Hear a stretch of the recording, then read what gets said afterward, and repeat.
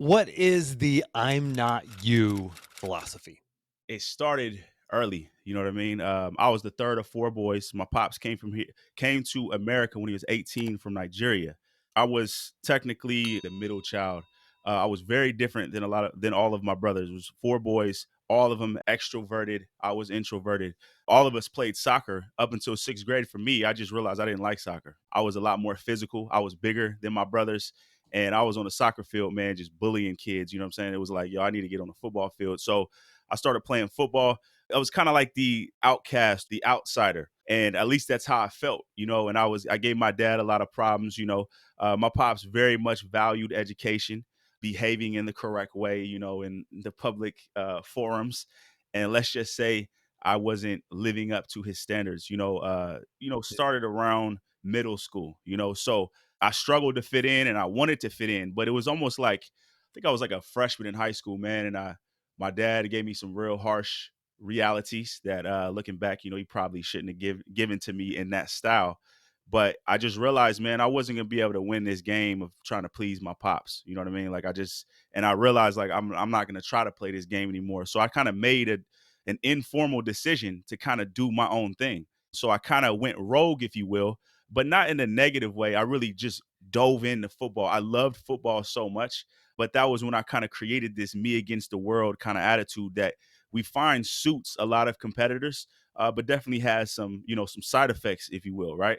But I developed that and it suited me. You know what I mean? Like I went hard with football, walked on to Oregon State, so was kind of on the bottom of the totem pole, if you will, but just was always improving, always getting better, super ambitious. Always had goals. Like when I was in high school, I had the goal of playing in the NFL, and the path wasn't really clear, but I wanted that.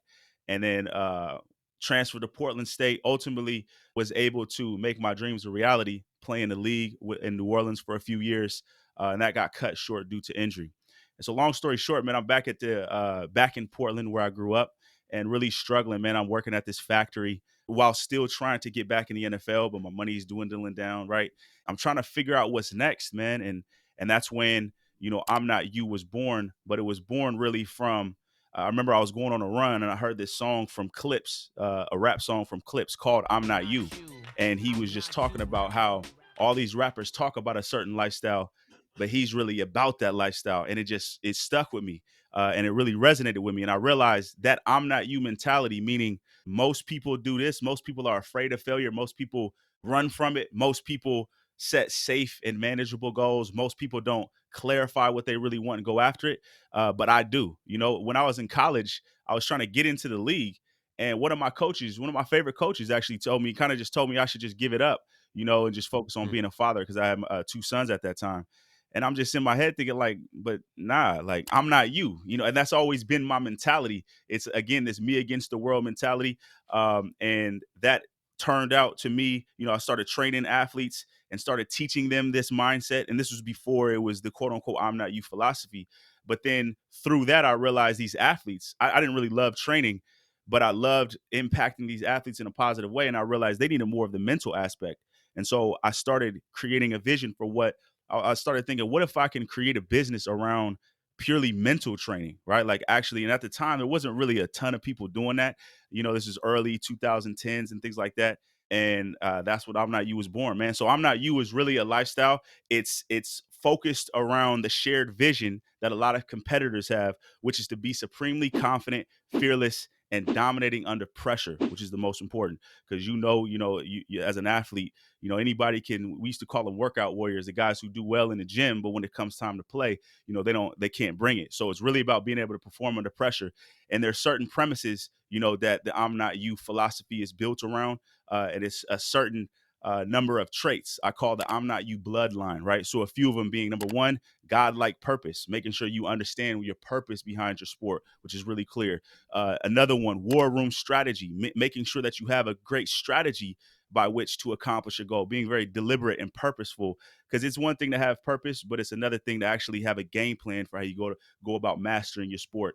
Then, of course, bulletproof discipline. What I call the death ground mentality, which is the ability and the willingness to put yourself in high pressure situations before your sport asks you to. Right. So these are a few. But I created this philosophy, and then a system was born out of it called Killer Instinct, which is a powerful system that I teach athletes. I've been teaching athletes for over 10 years now. It teaches them the mindset, the habits, and the systems that they need to really dominate at a high level and get the most out of themselves and their potential. You said when you were in high school, you wanted to play in the NFL, but you couldn't see how. Hmm. So many people want something, but they don't see how they can get there. Like, how do you get from where you're at, kid and playing in high school, to walking on to Oregon State and, just hoping to get a shot to play in the NFL? Like, you did it, but how do you go as a high school athlete to have that? Like, I don't even know how I'm going to get there. Like, I want that thing, and you freaking did it. You got it. You got there. You played in the NFL. For most of the listeners, there's this disconnect from I want that thing. I don't see how I get from here to there. So I guess I can. I'm only gonna set goals for what I can see. You know, steps 1 through 10 from getting from where I'm at to where I want to go. And if I can't see steps 10 through 20, then I'm not even going to pursue that goal. Right. Like, how do you make that shift? How do you do that? Tell us about that. Yeah. No. So I think, man, it starts now. Obviously, when I was young, I wasn't consciously thinking of this, but when you break it down, it really starts from a certain premise. So someone who doesn't set a goal, or I should say, wants something, but then doesn't go after it because they can't see the path, they're almost assuming that the way to reach a goal is to know exactly how the path is going to look, right? And that's just not how it works. And there's no better way that I can say that. And all we have to do is look and reflect on any stage of our lives and realize that just with being born, we become immersed in uncertainty. Everything is uncertain. There's nothing that's guaranteed. All we really have is the present moment. Now, what we can do is use the power of our minds to create a picture of something of what we want, and then when we create that clarity of that picture, then it creates the requisite motivation, energy, whatever you call it. There's things that happen that we can't explain, people that come into our lives. You can call it law of attraction, whatever you want to call it. And then we simply make the next move, and these next moves compile onto one another, and then that unfolds. So it's kind of just understanding that basic premise of life. And there's nothing, I'm sure like every religion has some sort of way to explain that in a very profound way, but it's simple. Even from the standpoint of when you decide, let's say you just decide you want to make a grilled cheese sandwich. There's so many things that can happen that can prevent you from making a grilled cheese sandwich. But all that happens is you have an idea in your mind, you imagine eating that grilled cheese sandwich, the crispy outside, the buttery crispy outside, the cheese pulling apart. Maybe you dip it in some tomato soup, whatever. You create a picture of that, and then you go about creating your plan to make that happen.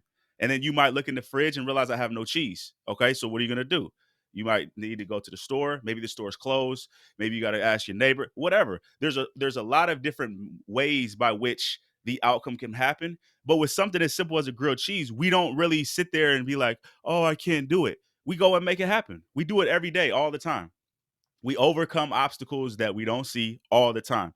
So the same is true for a big goal or for an ambitious goal. You don't have to know how to do it. If it was as simple as, oh, here's the goal, I need the exact recipe down to the gram, and then I'll create that, then life wouldn't even be fun. And we wouldn't really value big goals because they wouldn't really be, because the only reason why we value or call something a big goal is because it's difficult to accomplish, meaning a lot of hurdles had to be overcome. When we watch the championship, why is the Super Bowl such a big event? Why do we watch all these championships? Because it's the culmination of like two teams that have overcome the most obstacles to get there. The ones who didn't make the playoffs, they failed, right? And they didn't overcome the obstacle. But now we got these two teams that overcome all these obstacles, beat all these teams in order to play. And then why do we see grown men crying over getting a Mm. ring that they can buy like 100 of them if they want it? But it represents all of the pain and the adversity that they had to overcome, as well as all of the uncertainty that they had to experience, right? Because that's a hallmark of a champion is how well can you deal with uncertainty. Anybody can deal with certainty. That's easy. Anybody can do something when the path is clear, but how much can you create a picture of clarity in your mind to where it's so real in your mind, even when you can't see any evidence of it, right? In religion, we call this Mm. faith. right? It's like the hallmark of everything, man. So creating that belief is very important. But again, to take it back, not to get super spiritual on everyone, it's just simple understanding a certain basic premise of life, which is that we can't know exactly how it's going to happen. We can create a good idea, but the best thing we can do is create the idea first in our mind and then start exactly where we are. Because at the end of the day, we could dream and think ahead all we want, but we're right here, right? So life is really just a compilation of moments, strung together one after another. So the more of these moments we can win, the closer to us that we can win, those tend to good things tend to happen. You know what I mean? And again, all you have to do is just look in your own life. Just think of anything that you've accomplished, however small, however big, whether it's you won a spelling bee when you're in sixth grade, or you got the MVP when you're in second grade. Just think of what had to happen, all those little things that happen. Good things tend to happen when we create that vision in our minds and then of course make a plan. Now there's also the importance of creating a strategy, even though it might not be the right one or the best one. Having a strategy is better than having no strategy. So it is important to have a plan, but it all starts with first, okay, what is it that I'm trying to accomplish? What are the reasons why I'm trying to accomplish this? Whatever the reasons are, they could be selfish, they could be, super spiritual, whatever. It doesn't matter because that motivation or that purpose creates that motivation, which is that energy, which is that drive. The drive that I had when I was in high school, where I had no idea. I didn't grow up. We didn't have a TV growing up, right? So we were vegetarian and didn't have a TV. My dad was like super strict in that way, discipline, right? So I didn't even watch football like that, right? So I didn't even have that many idols. I didn't know how to get better. My football coaches were like science teachers, and they did their best, right? But I was just after practice, just making up drills. You know what I'm saying? Like I remember literally after practice, I was just running back and forth, just cutting back and forth, and I was thinking like, I'm this got to be helpful in some degree, right? And again, it was that energy that I had, that drive to just get better, and it all was centered around that love for football, and then of course my desire to get to the NFL. Now, when you break down deeper, like the reasons why, it was like a gumbo, right, of things, and a lot of it had, were insecurities that I had around like wanting to, prove myself to my dad, and a whole lot of things. But it doesn't matter. It was motivation. And another thing that happens as you continue to evolve is your motivations evolve over time as well. Like as you evolve, but you have to meet yourself where you're at. So whatever your motivation is right now, you better lock into that. It's good fuel. Boy, we could wrap it up right there, Nee. Holy mackerel. For the listener, go back and hit rewind on that and listen to that like once a day for the next month. Everything that Nee just said right there. That was incredible. I always tell people that, there's a great quote by Steve Jobs that says, we can't connect the dots in our lives looking forward, only backwards. Like we want to connect the dots looking forward. We want to know that I've got this bulletproof plan.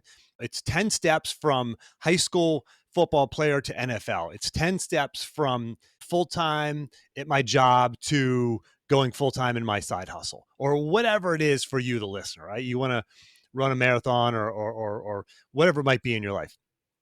But we can't connect the dots looking forward. So many people get stuck thinking I don't know how to do it, so they don't do anything, Mhm. right? So like you said, you got to have a strategy. There's another great quote. I think it was Eisenhower. He said, "Planning is essential, but plans are useless." Mhm. Like you have to do the planning. You have to go with the strategy. You have to create a plan. You have to do the research and set up a plan, and then start moving forward. And you won't know until step 2 or 3 or 4 that, hey, I got the wrong plan. Exactly. But you know what? Now I've got a better plan Exactly. because now that I am 3 steps in, I actually can see much more from this vantage point than I could see back on step 0. So Mhm. you just have to move forward. I love what you just shared there, Nia. That was awesome. No, absolutely, man. I could and to use a football analogy, I was a running back. So um I remember I feel like Adrian Peterson was in college. Yeah, right around the same time as me. You remember Adrian Peterson when he was at Oklahoma? Sure. I mean, this dude was like, I would argue one of the best running backs I've ever witnessed. You know what I mean? Like the best. I'd put him up there. And something very unique about Adrian Peterson's running style, and anybody who likes football understands this, and anyone who played surely remembers this if you ran the ball. There's something about when you get the ball, they call it don't tiptoe through the hole, right? So there's sometimes when you see a running back and he's kind of like tentative and he's kind of trying to figure out which way to go. But with Adrian Peterson, every time he got the ball, he would line up like way farther back because he always hit the hole with such speed and power. So he's like 8 yards back. And so he's just full steam. And what happens when you hit the hole hard like that aggressively? What tends to happen is the hole will open up, a crease will happen. And he had such great agility and could cut on a dime. So here he is pressing the hole, and you'd think he's just going to ram himself into a bunch of linemen, right? But now, right at the last split second, pow, cut. Now he's taking it to the house for 78 yards. You know what I mean? And that's how Yeah. we have to do it, man. We have to just trust. We got to hit the hole hard, go with aggression and speed, especially in the beginning. It's almost a great thing in the beginning if you don't know how, because then you could just rely purely off your motivation and then understand the hole will open up, right? Like the hole will open up. And right now, man, and I just got to say this with the look at the age that we live in, man. Just Google alone. Like when the things that you could learn, how quickly you can learn them. Amazon books are as cheap as ever. You can get a book that will change your whole life for $5. If you wanted to become a Yeah. world-class baker, you go online right now, buy Cook's Illustrated, the bread cookbook. I love to cook. I love to bake, and just follow every recipe in that book. You'd be a world class baker by the time you're done. $20. You know what Mm. I'm saying? Like you Yeah. got Yeah. podcasts, you got YouTube. There is no excuse for somebody talking about they don't know how. You know what I'm saying? If you wanted to create your own shit, whatever business you wanted to create, there's a model online right now. Somebody teaching you how to do it. You know, from how to do your own taxes to this to that to legal zooms. And people are like, well, I don't know how to set up. That's easy. Like that's easy money. So the excuses gotta go. And that's what I love about technology. There's a lot of downsides, of course, as well. But it's like technology is forcing us to evolve. Like this is we gotta evolve. So now when I was in high school, I could make the excuse I literally didn't really know what to do in order to train. So I just made things up. But now you can't do that in 2023. Like you go Hmm. online, you can spend $40 and get a full training routine laid out for you. You get your whole you can get your whole you can do Chat GPT now. They can create a vegan Yeah. meal plan for you right now. Let's say you gluten free. Just hey, Chat GPT, give me a gluten free meal plan. Make sure it includes 200 grams of protein a day. You can learn all of these things. You could buy this book, man. This book right here, anybody talking about they want to get in shape or like whatever, did just buy this book. It's called Bigger, Leaner, Stronger by Michael Matthews. This is a cheat code. Like it's all the keys in this book. So there's no excuse. There's no excuse. Not knowing how is the most lamest excuse you can come up with at this in 2023. Maybe 10 years Yep. ago you could say that, maybe 15, but no longer. You got to come up with some new excuses now.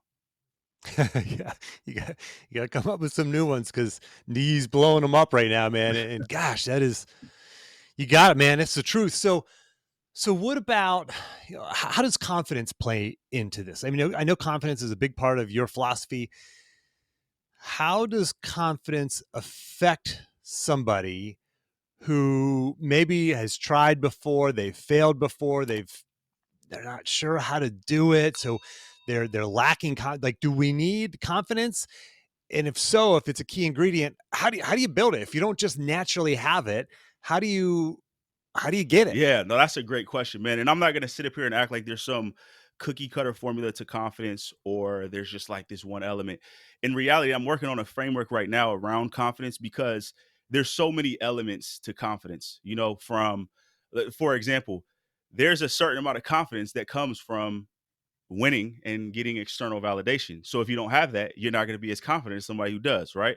But to say that that's the only thing or that's the only way you can build it is just a lie. There's internal ways we can build confidence.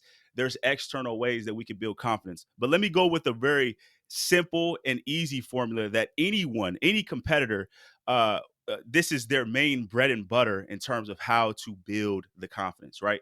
There's a great quote. It's in Art of War by Sun Tzu, and he talks about By the way, for the listeners, like I talked to Nee and I haven't talked for years since the last time, maybe shortly after the last time we were on each other's podcast, but Niyi is a voracious reader. I was talking to him like a month ago or something like that, and he was like, he was talking about this book and that book and the other book, and like this guy's got books like you wouldn't believe, man. I mean, this guy takes his own medicine. He wants to yank books off the shelf and tell you about every book he read. But No, go ahead, definitely, Niyi. man. I appreciate that. Because Sun Tzu, Art of War, there's certain books that every competitor needs to have and just reread, and Art of War is one of those things.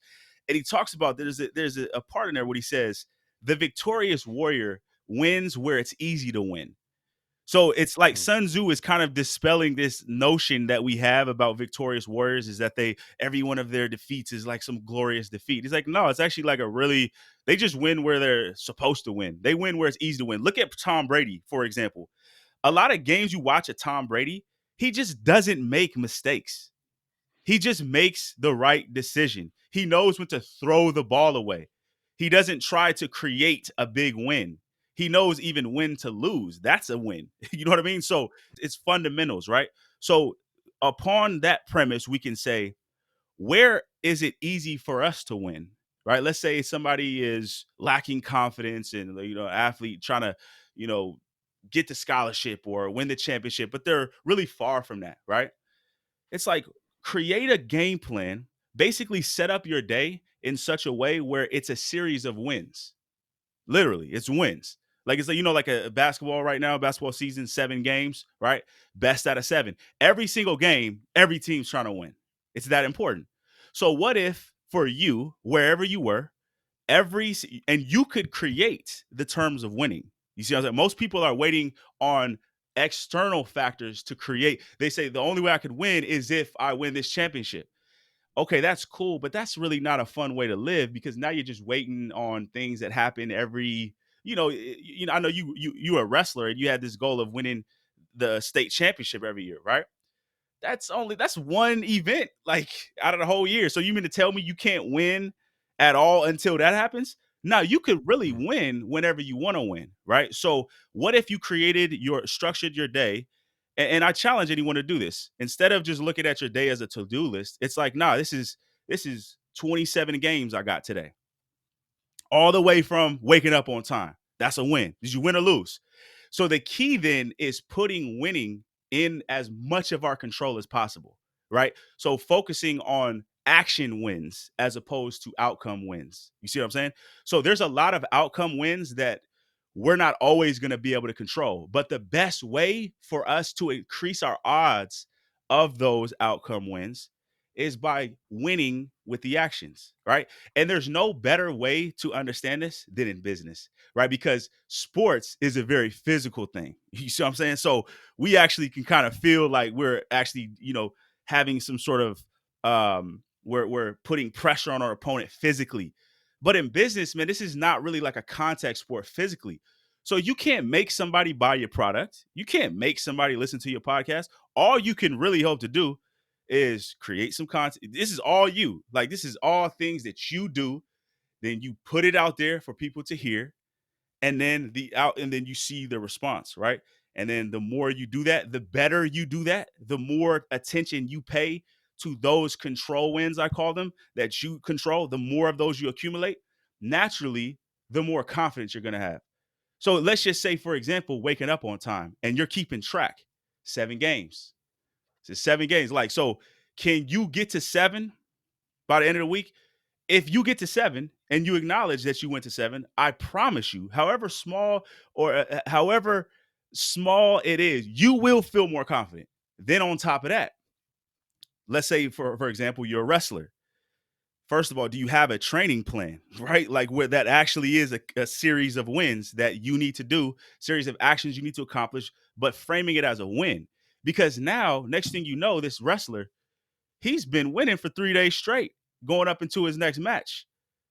Naturally, you're going to be more confident. Now, does that mean guarantee you're going to win your match? Not necessarily.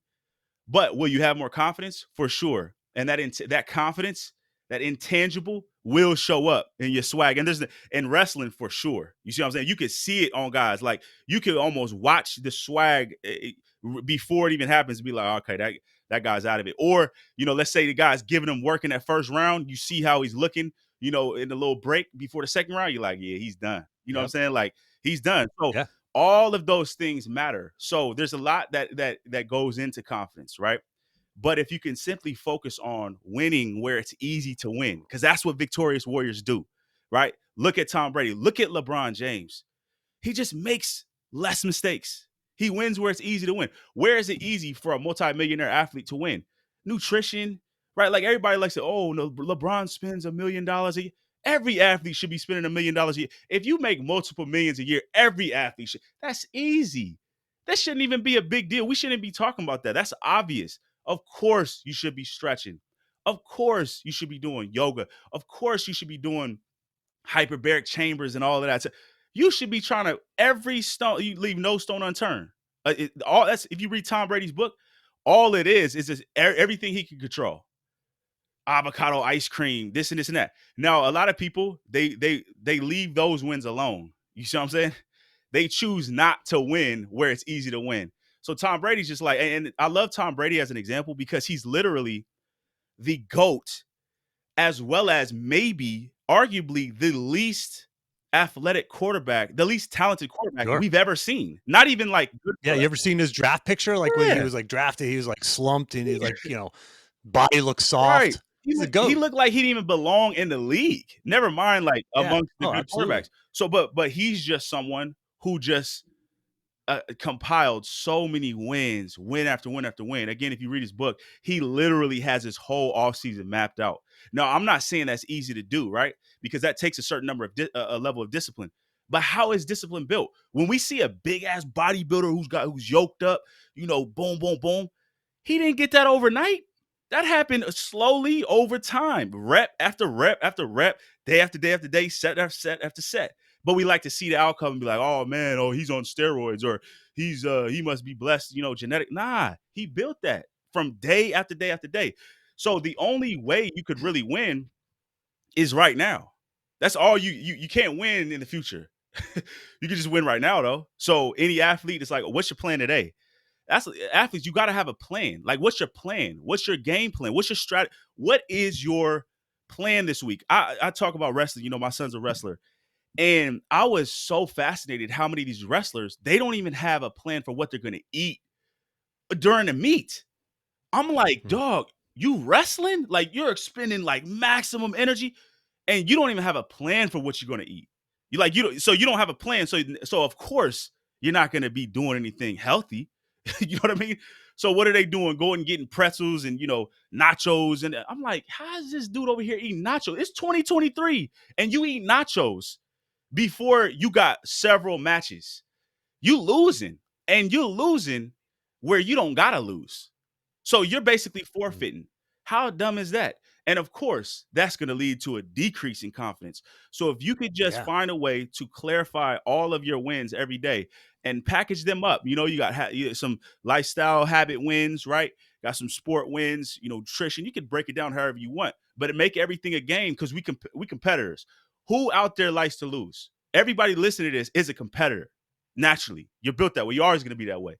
You don't want to lose. So make every single habit a game. Waking up on time, drinking your gallon of water before noon, getting your 2 miles in a day, stretching after practice, right? Watching 10 minutes of, wrestling clips before bed, right? All of these, it's not a lot. You could just watch 10 minutes before bed. What would happen if you did that every single day, for 3 months? Do you understand how much more awareness you would build? And then knowing you're tracking it, knowing you can show up against that opponent and be like, man, I know for sure. Because I seen him eating nachos. I know for sure he ain't winning where I've been winning. And that swag, you see what I'm saying? That's what builds up that swag. So confidence really is it starts here today. And gone are the days again. Gone are the days where we could sit up here and act like, oh, I'm just not confident and natural. Nah, gone are the days of that as well. That's a lame excuse. There's too many things that you can do today to build an edge. Too many tools at your disposal. Meditation, how easy it is to meditate. How many more athletes got to tell you you need to meditate before you just start doing it? Like you don't even need to know why. Just know that LeBron does it every day. All right. Just know that all your favorite athletes meditate. That's enough to make you say, all right, I'm going to meditate every day before practice or every day in the morning. but you're not doing that. You're leaving easy wins on the table. And for the listener, maybe you're not a competitive athlete right now, but what does this look like in your life? I mean, same thing. Is it the meditation, the hydration? I just got done eating lunch before Nii and I jumped on here, and it's like it's a huge bowl of salad with all the good stuff on it. And I used to have a smoothie, which is fine, but like the smoothie was, I've come to realize there's too much sugar in it. I used to crash and not perform as well. The second half of the day, I get tired and sluggish. Like, what is that for you? Like, think of yourself like you are an athlete as well. Hmm. Your life, your success, whatever you want in your life, all comes down to your performance.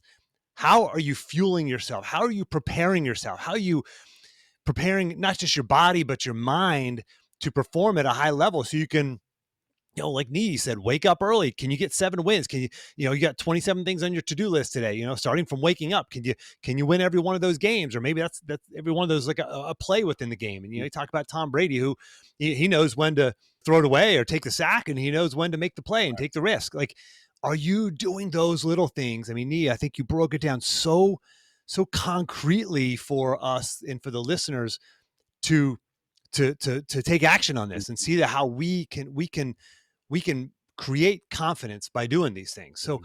let's look at the other side of the coin here. Failure. Hmm. Can you share? We're listening to a guy right now who your mindset is just incredible, and you fed your mind with the books and everything else that you've done over the years. Have you faced failure? Can you talk about a time when you failed and how a guy like you handles that? Right? I'm sure it stung. I'm sure it hurt. I'm sure it created whatever thoughts it created in your mind. But can you take us to that moment? Hmm. And can you take us to how? Can you share with us how a guy like you moved through that and learned from it? Right. Yeah, man. Failure is obviously, and I don't want to spit out a bunch of cliches, but we all know that failure is part of the game. You're not going to win every time. You're not going to reach every goal. Again, look at your favorite athlete. Tom Brady won 7 championships, played 20 years in the league, 13 seasons. He didn't win. You know what I mean? So, Hmm. and I'm not saying you consider that a failure, but as it relates to that goal, that's a quote unquote a failure. So that's Yeah, and Tom Brady has, I forget how many. I think he had like a half a dozen games where he threw at least four picks. I mean, exactly, it's the goat. exactly I mean, think about how like that 4 picks in a game. right, Gosh, that's a terrible game. Four. right. But I want to share some realities, kind of some unspoken, I feel like realities about failure that hopefully will give people some proper perspective. And I know that when I get this perspective, it makes me feel better because a lot of times we learn things and we're told things and we watch people may listen to you or listen to somebody else that they admire and just think that you're always doing the right things and winning and that every time you fail you just get right back up and brush off your shoulders and get back on your dun, dun, dun. It's like, nah, it doesn't work like that. So I'm gonna just take you back to one of the biggest failures for me is post NFL. Like I'm 2 years in the league. First year, I'm starting as a rookie free agent. I'm starting against the San Francisco 49ers. I get hit so hard, my shoulder pops out, my knee like kind of hyperextends. I have season ending surgery. Come back to next season, another playing against the Miami Dolphins, like this big old D lineman fell on me, separated my shoulder. So halfway into that season, I'm let go, and that was the year they won the Super Bowl. I had to watch that Super Mm. Bowl at home. Do you know how sick to my stomach I was? Like it was really tough. And not only that, I was kept trying to get back into the league. I had a couple tryouts. I had, Denver Broncos was like acting like they was gonna bring me. I just didn't hit me back. Like, and I was ready. I packed in everything. You know what I mean? Like, and I was ready. So there is this period of time, man, where I drifted. I was lost for a period of time. And I'm not suggesting that always has to be the case after failure, but I do believe in my own experience there's a period of time after failure, and the more significant the failure, the more intense that period of time is. I'm not saying it lasts longer necessarily, but there's a period of time. You can call it grieving, you can call it, just recovering. It's like when you get knocked out. It's like in boxing, man. Like the guys, they take as many of that 10 count as they can. But it's like, yo, man, I need some time to catch my breath after that shit. You know what I'm saying? So for me, man, that was a period of time where I was drifting. Like I said, I was working at this factory, and I just didn't know what I wanted to do next. And for anyone experiencing that right now, my goal for you is to realize that number one, this is an important part of your process. I'm not suggesting that you need to wallow in self-pity or, lay in bed all day, right? However, you will be wallowing in some pity. That's an important part of the stage. You will be, laid up in the bed for some degree of time. Now, because you're a competitor, you're going to have that voice in your head, kind of that overly critical voice. And I'm not going to tell you to quiet that voice necessarily, but I do want people to understand that there's a period of time where you do have to grieve. You just lost something. You know what I mean? Like, you just lost something. And if it was really important to you, it's important for you to give yourself time to grieve and to not beat yourself up for being down. You're already beat up. So just allow yourself to be beat up, and allow yourself to kind of get your bearings about you. For some people, that may mean months. For some people, it may mean weeks. I'm not going to tell you how long that takes. And ultimately, you are going to be the one to determine whether or not you're ready to go back to it or not. But at the end of the day, we always got to re up. And re up means you just got to set a new goal. You know what I'm saying? The faster you set a new goal, the more purposeful that grieving time becomes, and it doesn't turn into like this, like you just fell off and you done. Because if you just failed, the quicker you just say, okay, what's my new goal now? Like, what's the new goal? What now? Right? It is always true with my son. Anytime my son is dealing with a loss, I let him grieve. You know what I'm saying? I'm not be like, man, it's okay. Nah. Like, I comfort him as much as I feel like he needs to be comforted, but usually he needs some space. So, and then when I see him kind of dragging it out too long, I'm like, all right, son. So what's next? And now it's kind of like a system. Like, I told him after the season was over, because he felt he wanted to win the championship and he fell short of that goal. And I told him, I said, man, what's a date on that calendar where like you could just take a break from wrestling, you know, where I don't want you to worry about working out, eating right, nothing. Now, that if you want to work out, but just a period of time where you have no demands on yourself. And he chose a date. You know what I'm saying? It was like, 2 week and a half, whatever. And by like day 5 or 6, he was ready to get back at it. You know what I'm saying? At which point I asked him, I say, what's the new goal? What's your goal now? Like, because now it's about you about to go to college. What do you want to what you want to accomplish in this next stage of your career? And that helps give that period of time some meaning. So failure is inevitable. It's going to happen way more often than you'd like for it to happen. But you could start and again, anyone could look back at all of their failures in life and just reflect on the process. And you'll find, like with any failure, there's always that little period of time where whether it's a breakup, you kind of, and again, how long it lasts, is very well determined by how quickly you can re up. And if you could also, like I mentioned before, display more compassion and understanding and self-love.